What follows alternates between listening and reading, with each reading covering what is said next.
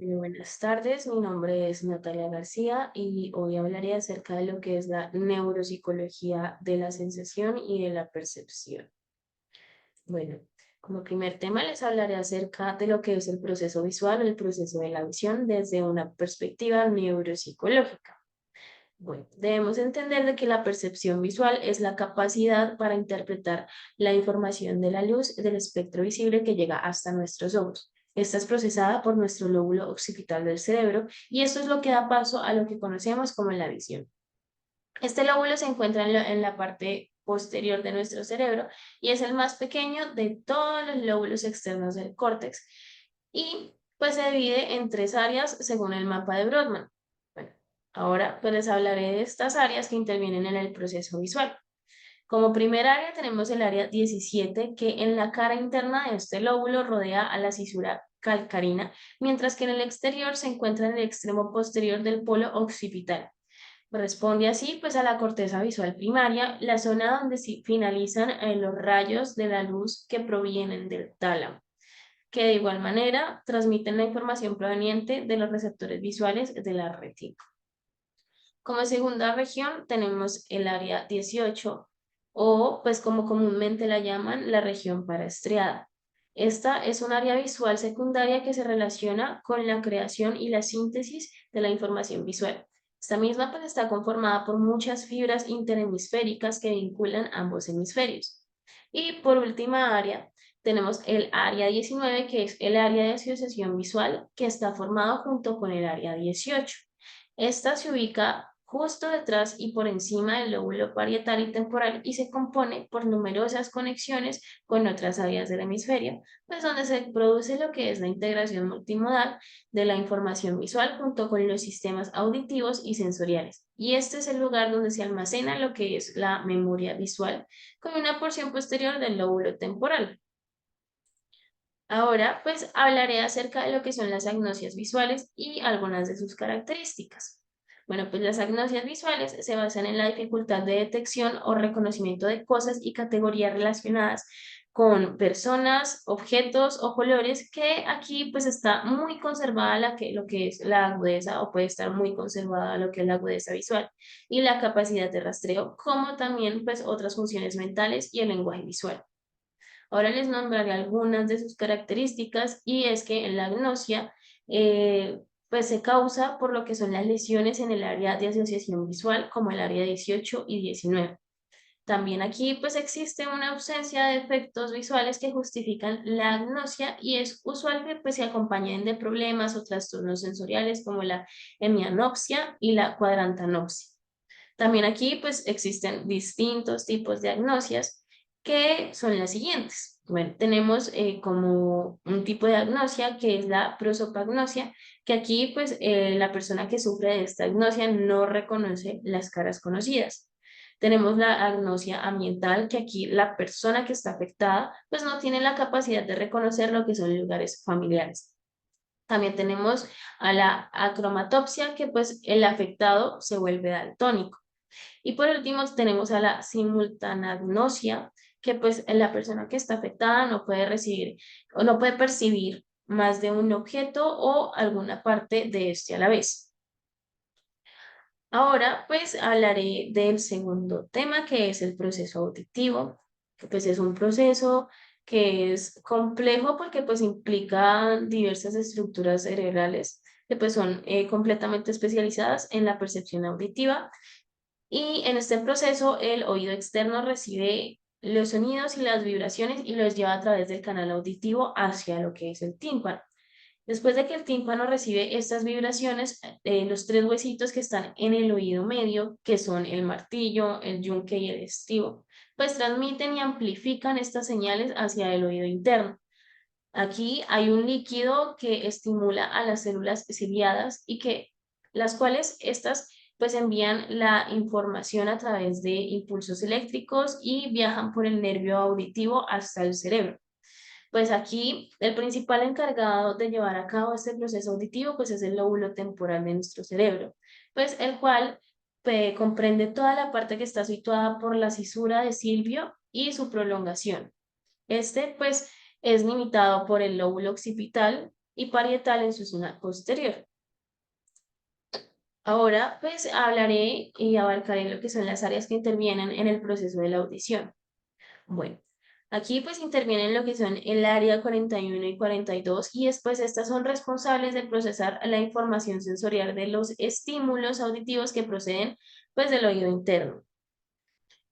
Si bien pues debemos entender de que cada uno de los lóbulos temporales reciben la información auditiva que proceden de ambos hemisferios.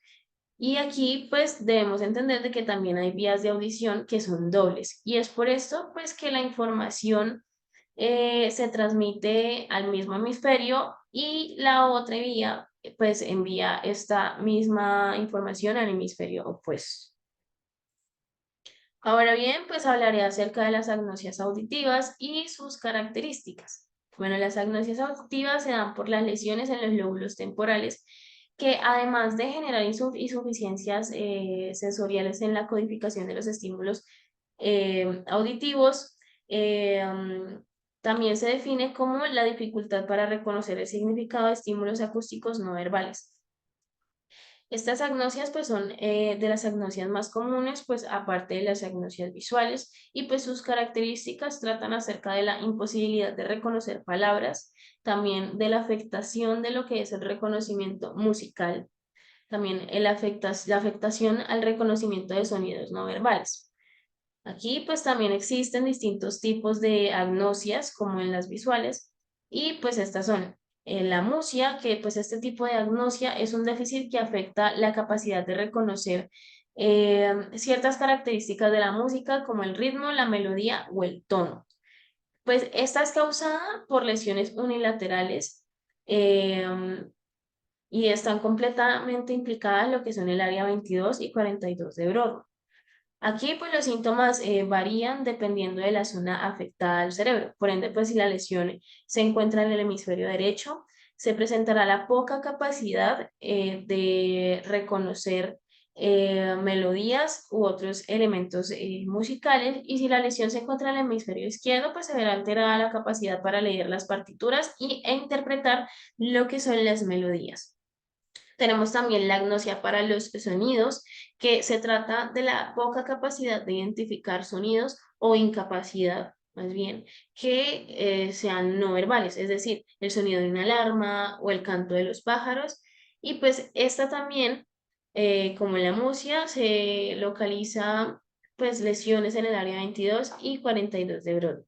Por último, tenemos a la agnosia verbal, que en esta agnosia está la incapacidad de reconocer o comprender los sonidos verbales y sin alguna, o sea, sin haber alguna alteración del lenguaje. Estas, pues, lesiones se encuentran en lo que es el giro temporal izquierdo. Ahora bien, hablaremos de lo que es el proceso táctil.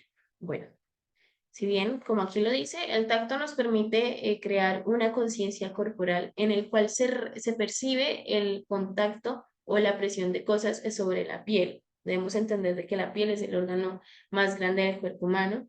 Y pues aquí se distinguen lo que son las cualidades como el tamaño, la forma, la dureza, la rugosidad o la temperatura de un objeto. Aquí, pues la piel posee diversos tipos de células, pero además de poseer este tipo de células, también se encuentran distintos tipos de neuronas. Y estas, pues, son receptoras y son las únicas con sensibilidad a la presión y a la temperatura.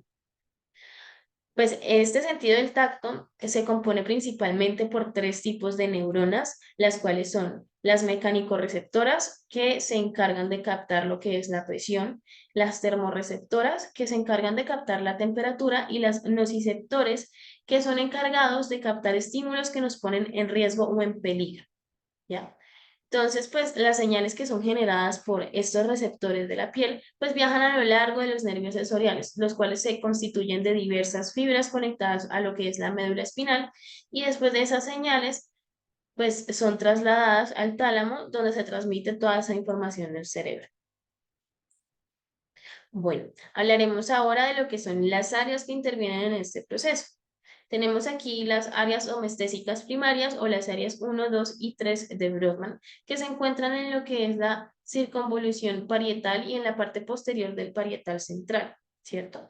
Y estas pues se encargan de la propiocepción y el tacto. También tenemos a las áreas somestésicas secundarias o áreas 5 y 7 de Brodmann.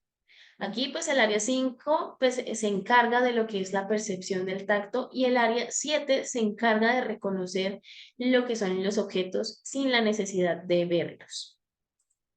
Ahora bien, les hablaré acerca de las agnosias táctiles y pues sus características. Bueno, aquí las agnosias táctiles pues son producidas por lo que son las lesiones en las áreas somestésicas en las zonas parietales posteriores y sus características son la incapacidad de identificar objetos a través del tacto y pues sus tipos de agnosia. Bueno, aquí tenemos a lo que es la paragnosia, que es la deficiencia de reconocer el peso de un objeto cuando se pone lo que es la mano afectada y pues esta es producida por accidentes vasculares pues que afectan las zonas parietales de asociación. También tenemos la autotopagnosia, que imposibilita el reconocimiento de las partes del cuerpo bajo imitación u órdenes. Estas lesiones parietales posteriores izquierdas en esta agnosia pues implican la dificultad para reconocer derecha e izquierda en casos leves. Y por último tenemos a lo que es la agnosia digital, que es la capacidad, es la incapacidad de reconocer, seleccionar, identificar y orientar dedos de la mano y las del otro. Aquí pues afectando a los dedos de la mano y esta es causada por lesiones en la zona inferior del lóbulo parietal o en el giro angular izquierdo. Y por último, hablaré acerca de lo que es la integración sensorial. Bueno, la integración sensorial es el proceso neurobiológico en el cual permite que el individuo reciba, procese y organice las sensaciones que provengan del medio ambiente o el cuerpo mismo. Esta integración pues es completamente necesaria para desarrollar lo que es el control motriz y la interacción social del individuo. Aquí pues hay tres sistemas, los cuales son el sistema esteroceptivo, el propioceptivo y el interoceptivo. También pues la integración sensorial tiene unas dificultades principales, las cuales son eh, la hiperreactividad o la estimulación a la estimulación sensorial. Y aquí pues el niño busca lo que son experiencias sensoriales intensas, como por ejemplo chocar con intención contra otras cosas. También tenemos lo que es la hipersensibilidad al tacto, movimientos, sonidos o luces, que aquí pues se habla de lo que es la irritabilidad ante texturas o comidas, miedo también a distintos movimientos o a sonidos. Por último, tenemos aquí a los problemas de coordinación, que pues aquí se ven afectadas las que son las actividades motoras finas y gruesas, donde pues el niño tiene como un equilibrio deficiente o tiene la dificultad en aprender áreas que requieran el uso de la coordinación motora. Y bueno, esto sería todo. Muchísimas gracias por su atención y hasta luego.